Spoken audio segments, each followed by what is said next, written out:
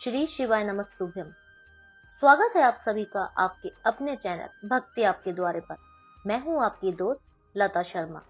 आज मैं आपसे इस वीडियो में बात करूंगी पशुपति व्रत में जो नारियल चढ़ाया जाता है उसको लेकर आप सभी के मन में प्रश्न होते हैं जिनका समाधान आपको नहीं मिल पाता। आज उन्हीं प्रश्न का समाधान लेकर मैंने आपके लिए ये वीडियो बनाया है। तो आइए फिर शुरू करते हैं। आप सभी के मन में नारियल को लेकर कुछ प्रश्न होते हैं, जैसे कि नारियल कैसे चढ़ाना है, कब चढ़ाना है, कहां पर चढ़ाना है, और नारियल सूखा चढ़ाना है या गीला चढ़ाना है, सुबह चढ़ाना है या शाम को चढ़ाना है ना। ये सभी प्रश्न आपके मन में रहते हैं, लेकिन आपको इन सभी का समाधान ही नहीं मिल पाता।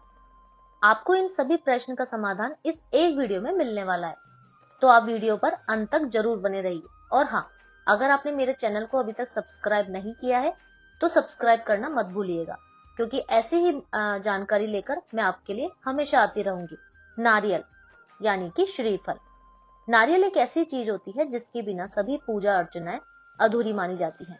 जैसे अगर आप कोई उद्यापन करते हैं या कोई कलश स्थापना करते हैं, हर किसी में नारियल की आवश्यकता होती है, और अगर नारियल नहीं होता है तो उसके बिना वो पूजा अधूरी रहती है।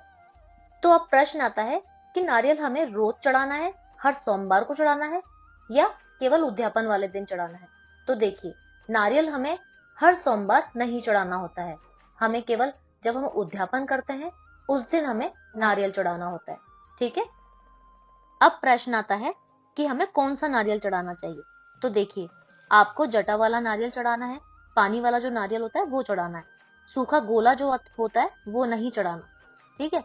और अगर आप कहीं पर जाते हैं, उसका पानी सूख गया होता है नारियल का, तो आप वो नारियल भी चढ़ा सकते हैं, लेकिन बस आपको ये ध्यान रखना है कि जटा वाला नारियल होना चाहिए, सूखा गोला नहीं चढ़ाना है। ठीक है। फिर आपके मन में ये भी प्रश्न आएगा कि नारियल के ऊपर हल्दी कुमकुम करना है क्या। जी नहीं, आपको नारियल के ऊपर हल्दी कुमकुम नहीं करना है, क्योंकि ये जो नारियल होता है ये हम श्री भगवान पर, भोलेनाथ पर चढ़ाते हैं। ठीक है ना। तो हल्दी कुमकुम जो होता है वो भगवान भोलेनाथ पर नहीं चढ़ाया जाता, इसलिए हम हल्दी कुमकुम नहीं करते। लेकिन अगर आपने हल्दी कुमकुम कर दिया है तो भी कोई बड़ी बात नहीं है, आप चढ़ा सकते हैं। लेकिन अगर आप कर रहे हैं तो आप वो मत करिएगा। ठीक है ना। लेकिन अगर कर दिया है तो कोई बात नहीं, भगवान से बोल दीजिए, भगवान से क्षमा याचना कर लीजिए और आप वो नारियल चढ़ा दीजिए। ठीक है ना। अब प्रश्न आता है कि भगवान भोलेनाथ पर नारियल को कैसे चढ़ाना है। ठीक है। तो आपको क्या करना है कि नारियल लेना है, उस पर आपको जो अपना कलावा होता है, लाल कलर का जो होता है, मोली जिसे कहते हैं, आपको वो बांधना है। वो आप एक बार भी बांध सकते हैं, 5 बार, 7 बार, जितनी बार आपको बांधना हो आप उतनी बार बांध दीजिए। ठीक है ना। और फिर वो आपको भगवान भोलेनाथ को समर्पित करना होता है। लेकिन हाँ, इस बात का ध्यान रखिएगा कि कोई भी चीज हम भगवान भोलेनाथ को जब समर्पित करते हैं तो बिना दक्षिणा के नहीं करते। तो आप उस पर कुछ भी दक्षिणा, जो आपका इच्छा शक्ति हो, यथाशक्ति हो, जितनी भी आप रख सकते हो, है ना, 1 रुपए, 11 रुपए, 21 रुपए, जो भी आपका मन करे उतना आप दक्षिणा उस पर रखिए। फिर वो भगवान भोलेनाथ को आप समर्पित कर दीजिए। ठीक है। अब प्रश्न आता है कि हमें उद्यापन वाले दिन जो नारियल हम चढ़ाते हैं, समर्पित करते हैं, वो सुबह करना है या शाम को करना है।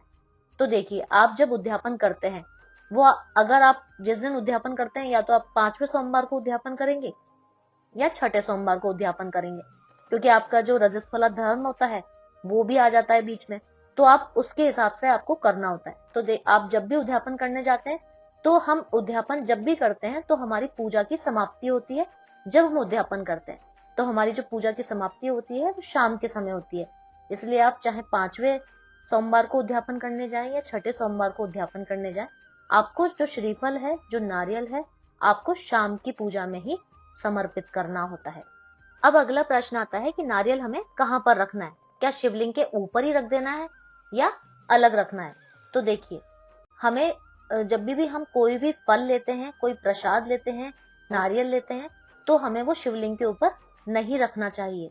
क्योंकि नारियल को अगर हम शिवलिंग के ऊपर रखते हैं या प्रसाद को शिवलिंग के ऊपर रखते हैं, तो हमारे ऊपर जो रोग होता है वो बढ़ता है, कर्ज बढ़ता है, उससे हमें तकलीफ होती है, हमें परेशानियों का सामना करना पड़ता है। इसलिए हमेशा नारियल को भगवान से छुला करके, भगवान को समर्पित करके भगवान से एक हाथ की दूरी पर रखना चाहिए। भगवान से थोड़ी सी दूरी पर हमेशा धरती के ऊपर आप रख दीजिए, लेकिन शिवलिंग के ऊपर मत रखिएगा। ठीक है। अब प्रश्न आता है कि नारियल को तोड़ना है क्या? मंदिर को जब हम समर्पित करते हैं, भगवान भोलेनाथ पर जब हम नारियल समर्पित करते हैं, तो क्या हमें उस नारियल को तोड़ना है? जी नहीं, आपको उस नारियल को नहीं तोड़ना है। आपको जैसा नारियल है, साबुत का साबुत नारियल ही आपको भगवान भोलेनाथ को समर्पित करके घर आना है। ठीक है। फिर प्रश्न आता है कि नारियल को हमें वापस घर लेकर आना है? जी नहीं, आपको नारियल को वापस घर लेकर नहीं आना है, क्योंकि जो भी नारियल या श्रीफल जो भी हम समर्पित करते हैं भगवान भोलेनाथ को, उसे हम वापस घर नहीं लेकर आते। ठीक है। मुझे आशा है कि आपको बहुत से प्रश्न के उत्तर मिल गए होंगे, और अगर फिर भी अगर आपके मन में कोई प्रश्न है, कोई संशय है, तो आप मुझे मेरे कमेंट बॉक्स में अवश्य लिखिएगा। मैं आपको उन सभी प्रश्न के उत्तर जरूर दूंगी। और अगर आपने मेरा चैनल अभी तक सब्सक्राइब नहीं किया है, तो मेरे चैनल को सब्सक्राइब जरूर करिएगा। और हाँ, अगर किसी के लिए ये वीडियो हेल्पफुल हो तो आप उसे शेयर भी जरूर करिएगा।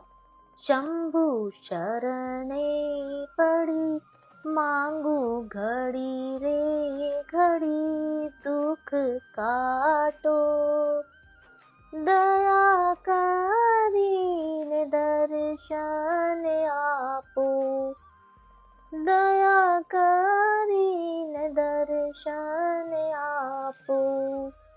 श्री शिवाय नमस्तुभ्यम। श्री शिवाय नमस्तुभ्यम।